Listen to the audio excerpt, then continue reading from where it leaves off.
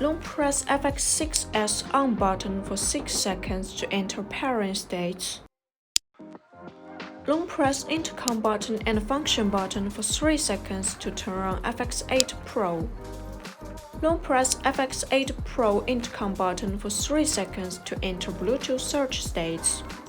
Then press FX8 Pro intercom button once. Then the pairing was successful. It's not yet possible to intercom immediately. You need to press the FX8 Pro intercom button again to make the intercom. If you want to disconnect the intercom, just press the intercom button again. Long press intercom button and function button at the same time for 3 seconds to turn on the FX8 Pro.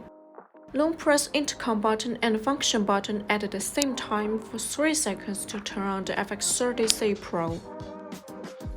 Long press FX8 Pro intercom button for 3 seconds to enter pairing stage. Long press FX30C Pro intercom button for 3 seconds to enter pairing stage. Then the pairing was successful.